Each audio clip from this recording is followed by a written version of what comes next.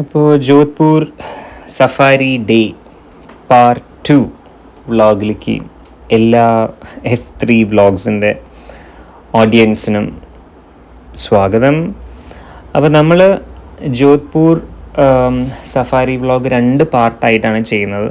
അപ്പോൾ first part ഞാൻ already upload ചെയ്തിരുന്നു, നല്ല റെസ്പോൺസൊക്കെ വന്നിട്ടുണ്ടായിരുന്നു.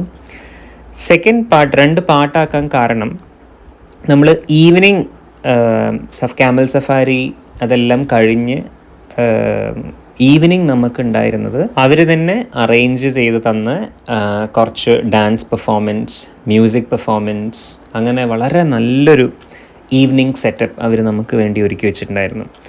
അപ്പോൾ ഏതാണ്ട് സൺസെറ്റായി തുടങ്ങി. അപ്പോൾ അവരുടെ ഒരു റെപ്രസെൻറ്റേറ്റീവ് തന്നെയാണ് നമ്മളെ വന്നിട്ട് പിക്ക് ചെയ്യുന്നതും ആ ഒരു സ്പോട്ടിലേക്ക് എത്തിക്കുന്നതും എല്ലാം വളരെ ഓർഗനൈസ്ഡ് ആയിരുന്നു. നമ്മൾക്ക് ഒരു സ്ഥലത്ത് പോലും ഒരു ലാഗോ അങ്ങനെ ഒന്നും വന്നിട്ടുണ്ടായിരുന്നില്ല.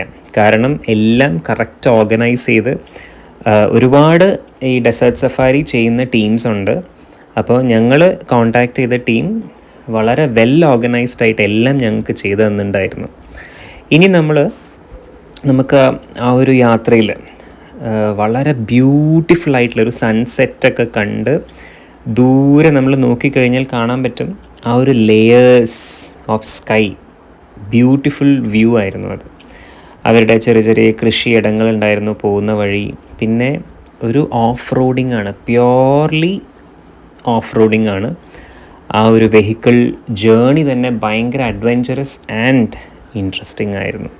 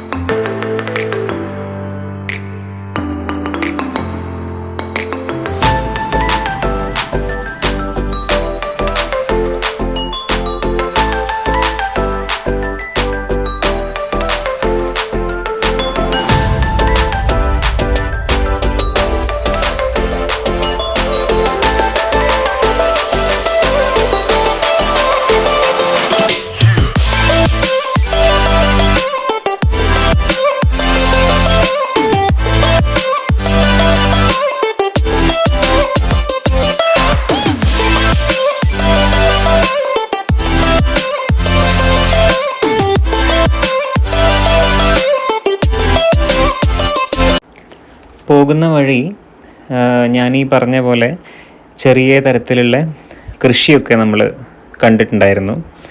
അതായത് എള്ള്, സെസമേ എന്ന് പറയുന്ന എള്ളിൻ്റെ കൃഷി.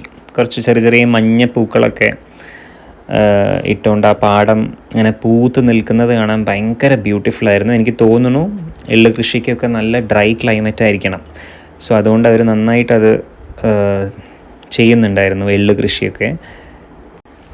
അതിൽ തന്നെ ആ എള്ള് അവർ കൾട്ടിവേറ്റ് ചെയ്ത ആ ഒരു ഫീൽഡിൻ്റെ നടുവിൽ തന്നെ അവർ സ്പ്രിങ്ക്ലർ സിസ്റ്റംസ് അറേഞ്ച് ചെയ്തിട്ടുണ്ടായിരുന്നു.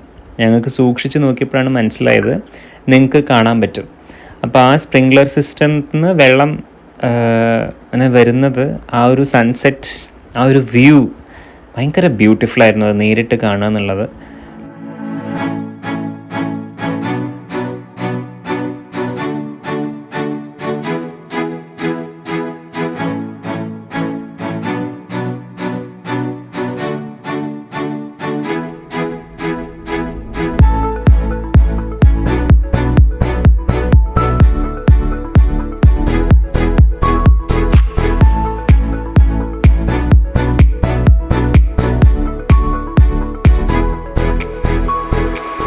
എല്ലാവരെയും ഒരു സഫാരി ജീപ്പിൽ നമുക്ക് കൊള്ളില്ലായിരുന്നു. സോ അതുകൊണ്ട് തന്നെ നമ്മൾ 2 സഫാരി ജീപ്പായിട്ടാണ് പോയിക്കൊണ്ടിരുന്നിരുന്നത്.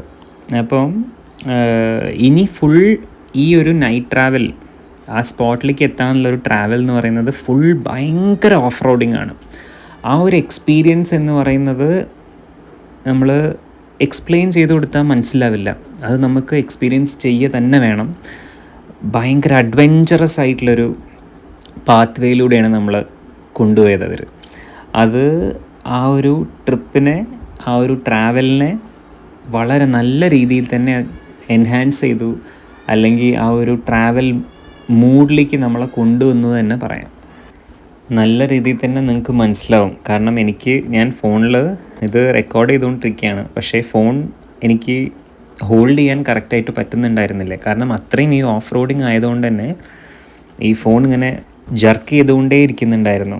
അപ്പോൾ അതിൻ്റെ ഒരു കൺട്രോളിലും എനിക്ക് നല്ല രീതിയിൽ വേണമായിരുന്നു. അപ്പോൾ ആ ഒരു ഇതുകൊണ്ടാണ് നിങ്ങൾക്ക് ഇപ്പോൾ കാണുന്ന വീഡിയോസ് കുറച്ചൊരു ഇങ്ങനെ ജർക്കി ആയിട്ട് ഫീൽ ചെയ്യുന്നത്. ഇപ്പോൾ നിങ്ങൾ ഈ കാണുന്നൊരു സെക്ഷൻ, അതായത് ഒരു ഹോൾട്ട് വന്നു. അതായത് ഫ്രണ്ടിൽ പോയിരുന്ന സഫാരി ജീപ്പ് ആക്ച്വലി കയറാൻ പറ്റുന്നുണ്ടായിരുന്നില്ല. അതാണ് അവർ റിവേഴ്സ് നിങ്ങൾക്ക് കാണാൻ പറ്റും, കറക്റ്റായിട്ട് വീഡിയോയിൽ തിരിച്ചിറങ്ങുന്നത് കാണാൻ പറ്റും. കാരണം അവർക്ക് ഓൾറെഡി അറിയാവുന്ന അവർ പോകുന്ന വഴിയാണ്. പക്ഷേ ആ ഓഫ് റോഡിങ് ആ ഒരു പാത്ത് വേയിൽ കറക്റ്റായിട്ടത് കയറാൻ പറ്റുന്നുണ്ടായിരുന്നില്ല. അപ്പോൾ അത് റിവേഴ്സ് വന്ന് തിരിച്ച് കയറാൻ ട്രൈ ചെയ്തുകൊണ്ടിരിക്കുകയാണ്. അപ്പോൾ നിങ്ങൾക്ക് മനസ്സിലാവും എത്രമാത്രം ആ ഒരു ഓഫ് റോഡിങ് ഡിഫിക്കൾട്ടായിരുന്നു ആൻഡ് അഡ്വഞ്ചറസ് ആയിരുന്നു എന്നുള്ളത്. അപ്പോൾ ഫ്രണ്ടത്തെ കയറിപ്പോയതിന് ശേഷം ഞങ്ങളുടെ സഫാരി ജീപ്പ് കയറാഞ്ഞിട്ട് ഫ്രണ്ടത്തെ സഫാരി ജീപ്പിലുള്ള ഡ്രൈവർ ഇറങ്ങി വന്നിട്ടാണ് ഞങ്ങളുടെ പിന്നെ കയറ്റി ആ ഫുൾ എലിവേഷൻ പ്രോപ്പറായിട്ട് കയറാൻ പറ്റിയത്.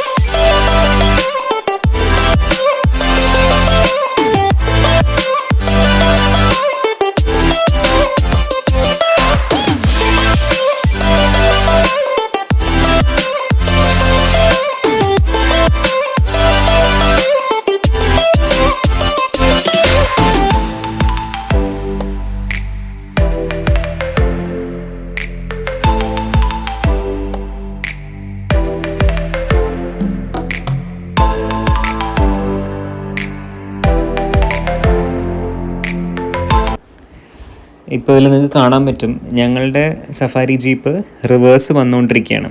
ഭയങ്കര പൊടിയായിരുന്നു. അപ്പോൾ നമ്മളുടെ ഫ്രണ്ടത്തെ ജീപ്പത്തെ ആൾ നേരെ ഇറങ്ങി വരുന്നുണ്ട്. കാരണം നമ്മളുടെ ഡ്രൈവർക്ക് മാക്സിമം ട്രൈ ചെയ്തിട്ടും കയറ്റാൻ പറ്റുന്നുണ്ടായിരുന്നില്ല. അപ്പോൾ അയാൾ തിരിച്ച് നടന്ന് വന്ന് ഞങ്ങളുടെ വണ്ടി ആ എലിവേഷൻ മുഴുവൻ കയറ്റിയതിന് ശേഷമാണ് പിന്നെ ഫർദർ യാത്ര നമ്മൾ കണ്ടിന്യൂ ചെയ്തത്. ചെറിയ രീതിയിൽ നമ്മൾ മാൻ അങ്ങനെയൊക്കെ നമ്മൾ ചെറുതായി സ്പോട്ട് ചെയ്തിട്ടുണ്ടായിരുന്നു. അങ്ങനെ അവിടെ ആയിട്ട്.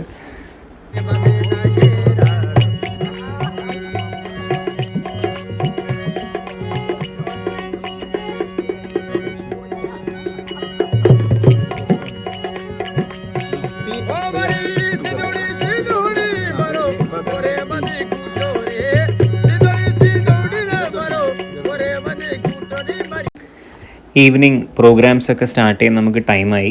അപ്പോൾ ഫസ്റ്റ് തന്നെ അവരുടെ ഒരു മ്യൂസിക് പെർഫോമൻസ് പോലെ അവർ ചെയ്യുന്നുണ്ടായിരുന്നു. ഭയങ്കര ബ്യൂട്ടിഫുള്ളാണ് ഇങ്ങനെ കേട്ടിരിക്കാൻ. ആ ഒരു രാജസ്ഥാനി മ്യൂസിക് നമുക്ക് ഫെമിലിയറേ അല്ല, പക്ഷേ അത് കേട്ടിരിക്കാൻ ഭയങ്കര സുഖമാണ്.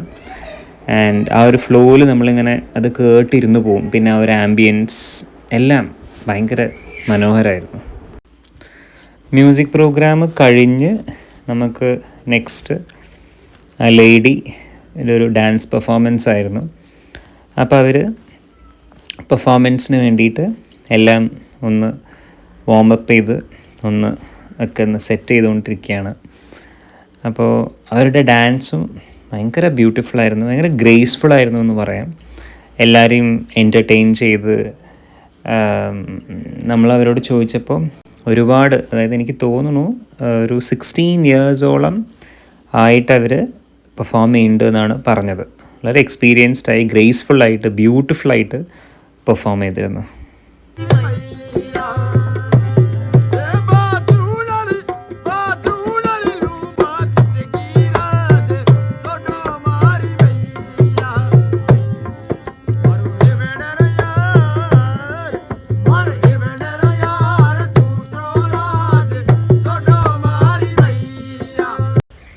നമ്മൾ കൂടിയിരുന്നവരെല്ലാവരും കുറച്ച് കഴിഞ്ഞപ്പോൾ തന്നെ അവരുടെ ഒരു ഗ്രേസ്ഫുൾ ഡാൻസിലേക്ക് എല്ലാവരും ജോയിൻ ചെയ്തു. അങ്ങനെ ഭയങ്കര ഫണ്ണായിട്ടുള്ളൊരു ഈവനിങ്, ഭയങ്കര എൻജോയ് ചെയ്ത് നമ്മൾ വാച്ച് ചെയ്ത് ഒരു അടിപൊളി ഒരു ഈവനിങ്ങോട് കൂടിയായിരുന്നു അവർ നമ്മളുടെ ഈ ഒരു എൻറ്റയർ ഡേ കൊണ്ടുപോയിരുന്നത്. നമ്മൾ നല്ല തണുപ്പായിരുന്നു ആ സമയത്ത് അവിടെ. അപ്പോൾ അതുകൊണ്ട് തന്നെ സ്വെറ്ററും കാര്യങ്ങളും, പിന്നെ അടുത്ത് തന്നെ നമുക്ക് റെസ്റ്റോറൻറ്റ്സ് ഒക്കെ ഉണ്ടായിരുന്നു, ഭക്ഷണം കഴിക്കാനും എല്ലാം അവർ അറേഞ്ച് ചെയ്തിരുന്നു. നമുക്കങ്ങനെ ഒരു ബുദ്ധിമുട്ടും ഒരു തരത്തിലും വന്നിട്ടില്ല. എല്ലാം അറേഞ്ച്മെൻറ്റ്സ് പ്രോപ്പറായിരുന്നു, ആംബിയൻസും എല്ലാം അടിപൊളിയായിരുന്നു. അപ്പോൾ F3 വ്ളോഗ്സിൻ്റെ second part of Jodhpur desert safari നമ്മൾ വൈൻഡപ്പ് ചെയ്യാണ്. ആൻഡ് ഈ ഒരു പാർട്ട് 1ഉം പാർട്ട് 2ഉം എല്ലാവരും എൻജോയ് ചെയ്തിട്ടുണ്ടാവുമെന്ന് വിചാരിക്കുന്നു. അപ്പോൾ നെക്സ്റ്റ് നമ്മളുടെ രാജസ്ഥാനിലെ ഉദയ്പൂർ വ്ളോഗ്സാണ് വരാൻ പോകുന്നത്. ബ്യൂട്ടിഫുൾ, അതായത് വെനീസ് ഓഫ് ഇന്ത്യ എന്ന് പറയുന്ന ഉദയ്പൂരിനെ കുറിച്ചിട്ടുള്ള വിശേഷങ്ങളാണ്. അപ്പോൾ എല്ലാവരും കാത്തിരിക്കുക. F3 വ്ളോഗ്സ് സപ്പോർട്ട് ചെയ്യുക, സബ്സ്ക്രൈബ് ചെയ്യുക, നിങ്ങളുടെ കോമൻസൊക്കെ എഴുതുക. അപ്പോൾ അതുവരേക്കും ടാറ്റ.